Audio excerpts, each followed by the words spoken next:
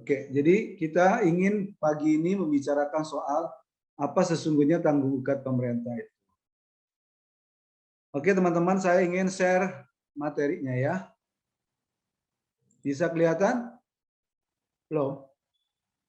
Belum kelihatan? Sudah, Pak. Sudah ya? Sudah, Pak. Oke. Sudah. Jadi materinya sekarang di sini ya. Materinya kita sekarang di sini. Sebenarnya apa yang dimaksud tanggung jawab pemerintah? Secara historis gitu, bahwa sebenarnya tanggung jawab pemerintah itu dalam konteks hukum perdata. Secara historis ya, bahwa konsep tanggung gugat itu ada dalam konteks hukum perdata yang disebut sebagai liability. Dalam konteks hukum perdata, tanggung gugat adalah kesiapan dan kesediaan setiap orang untuk menghadapi suatu gugatan perdata yang ditujukan kepada dirinya. Setiap orang yang terikat secara hukum dengan orang lain, baik terikat karena perjanjian atau undang-undang, ia bertanggung gugat atas perikatan tersebut. Kemudian saya adopsi apa yang dimaksud tanggung gugat pemerintah adalah kewajiban pemerintah untuk menanggung ganti kerugian sebagai akibat keputusan atau tindakan pemerintahan yang melanggar norma hukum, baik norma hukum privat maupun norma hukum publik.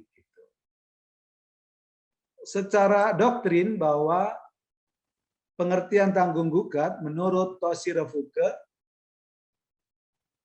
bahwa tanggung gugat negara itu negara harus memberikan kompensasi atas kerugian dan atau cedera apapun baik langsung maupun tidak langsung.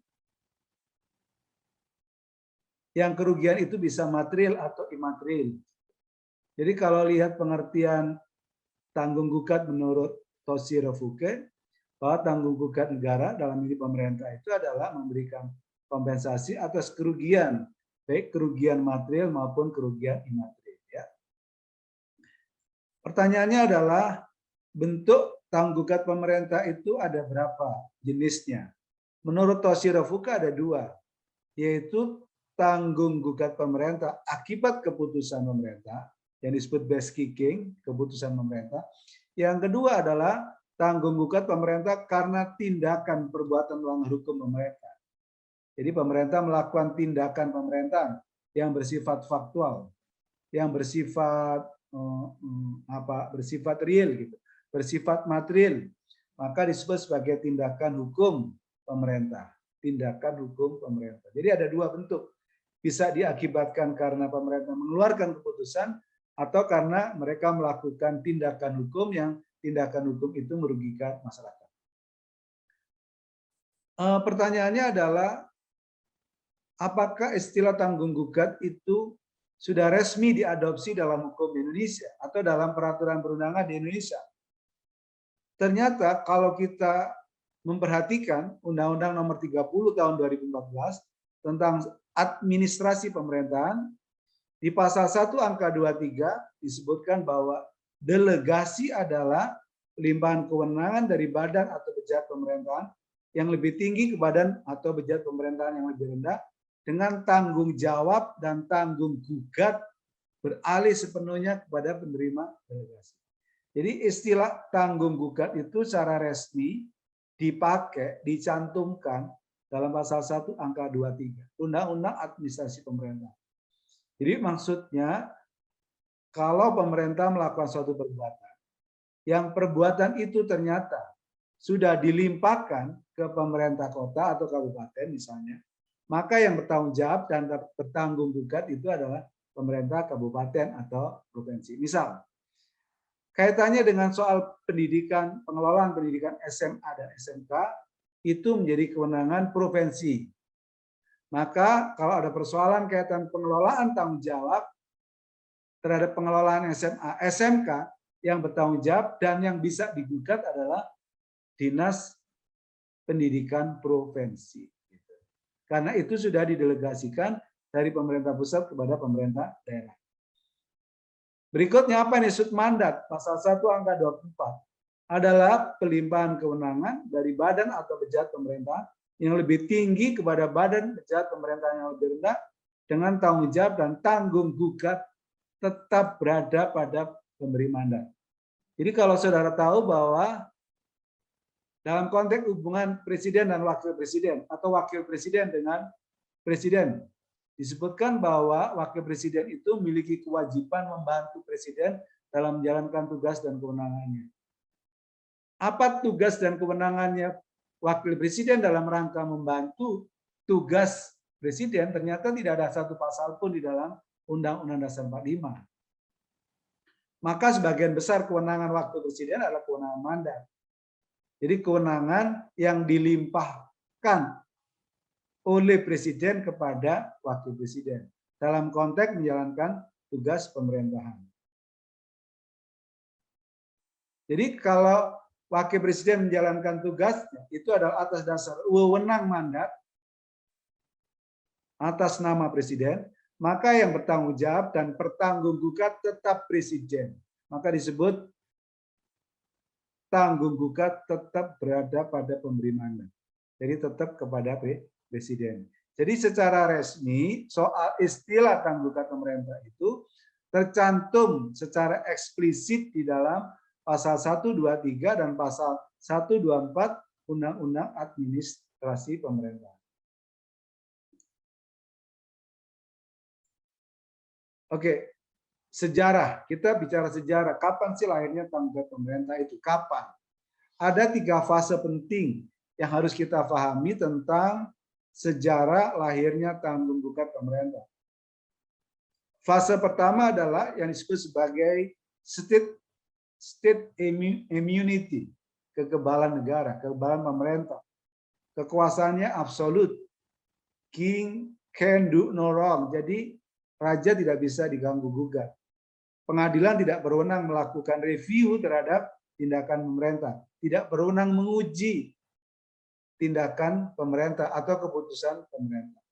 Pada fase yang kedua dikenal dengan istilah negara hukum atau Rechtsstaat atau rule of law gitu kan. Di negara-negara Anglo-Saxon disebut rule of law, di negara-negara Rechtsstaat dikenal, negara-negara civil law system dikenal dengan istilah Rechtsstaat. Ketika lahir negara hukum atau Rechtsstaat itu atau rule of law itu, maka berdasarkan konstitusi yang ada pada negara itu, salah satu ciri bahwa di dalam rule of law itu ada asas legalitas, atau di dalam Rechtsstaat itu ada pemerintahan berdasarkan undang-undang gitu. Maksudnya ada asas legalitas di mana bahwa dikenal istilah limited government. Jadi pemerintahan itu ada pembatasannya. Pembatasan pemerintahan itu kemudian melalui apa yang dimaksud dengan pemisahan kekuasaan. Kekuasaannya itu dibagi, ada kekuasaan legislatif, eksekutif, dan yudisial, satu sama lain memiliki ruang lingkup dengan kewenangan yang berbeda gitu. Dan bahkan ada istilah power limit to power. Jadi kekuasaan satu sama lain itu dibatasi dengan kekuasaan yang lain. Bahkan ada istilah check and balance system gitu. Jadi sistem pengawasan berkeseimbangan antara kekuasaan legislatif, eksekutif, dan yudisial. Pada fase yang ini pengadilan diberikan kewenangan untuk mereview tindakan pemerintah, untuk menguji keabsahan tindakan pemerintah. Lebih maju, lebih jauh ke depan, yaitu apa yang disebut fase ketiga, kemudian muncul dalam fase ketiga ini apa yang disebut sebagai good government governance, ya. Good government governance, tata kelola pemerintahan yang baik. Di mana perlindungan hukum bagi rakyat menjadi sesuatu yang utama, menjadi fokus utama. Maka kenapa buku saya dengan Pak Sofyan itu saya beri judul Tanggung Gugat Pemerintah dan Perlindungan Hukum bagi Rakyat.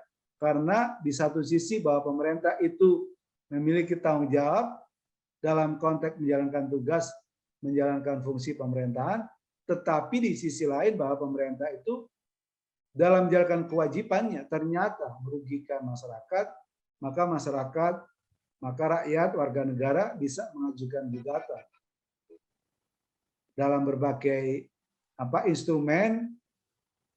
Jadi ada instrumen yang namanya judicial review, mengajukan gugatan ke PT UN, ada yang disebut class action gitu, ada yang disebut dengan citizen lawsuit, ada yang disebut dengan legal standing NGO.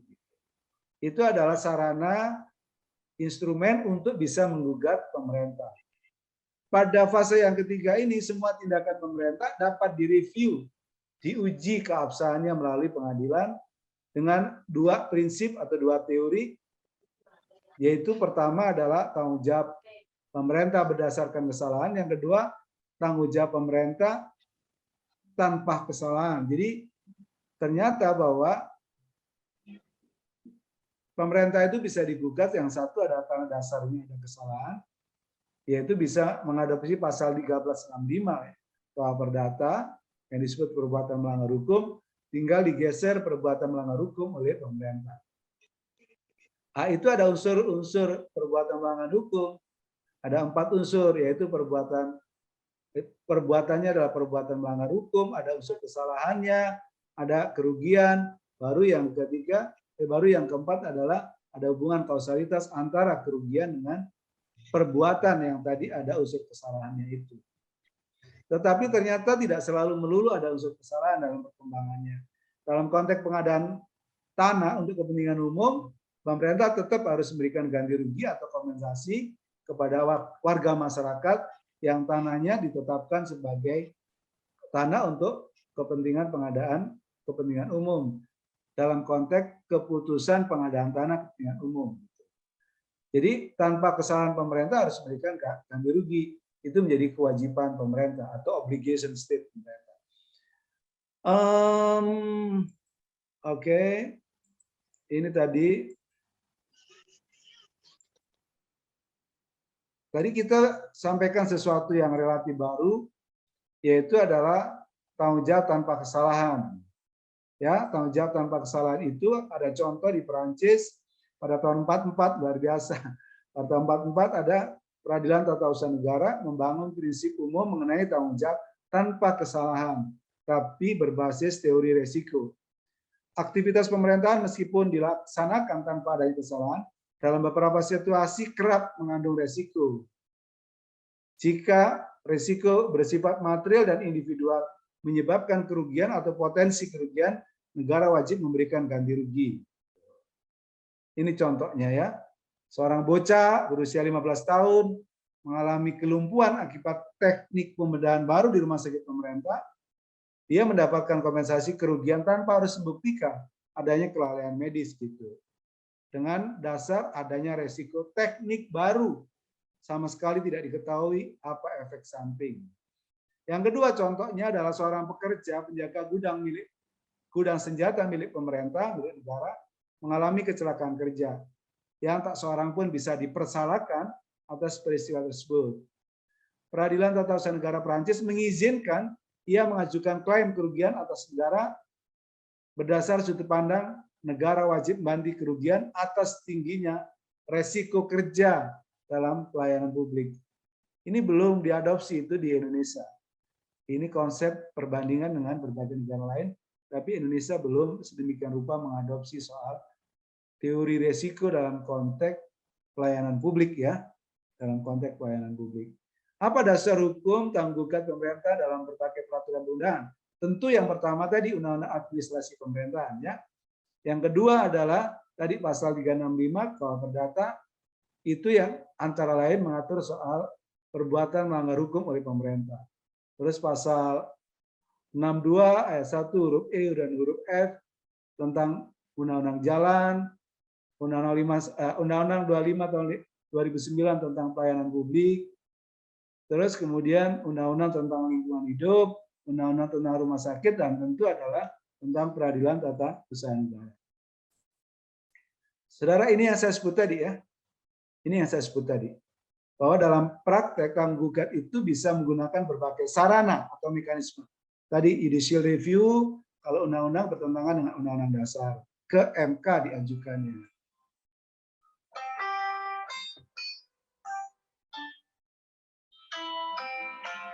Yang kedua adalah itu gugatan ke Pengadilan Tata Usaha Negara, baik berupa keputusan atau berupa tindakan hukum pemerintah. Ini ke PT UN. Terus berikutnya adalah class action. Class action itu adalah sarana yang ketiga yaitu gugatan perwakilan. Nanti saya kirim materi soal class action-nya. Yang keempat adalah citizen lawsuit, gugatan warga negara. Baru legal standing NGO.